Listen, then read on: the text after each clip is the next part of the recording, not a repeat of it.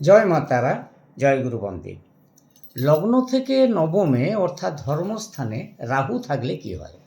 নবমে রাহু অবস্থান করলে জাতক বিদ্বান, বুদ্ধিমান এবং জনসমাজে অনেক সুনাম অর্জন করবে। তবে জাতকের কিছু পাপ কর্ম হবে, অসৎ সঙ্গী এসে জুটবে।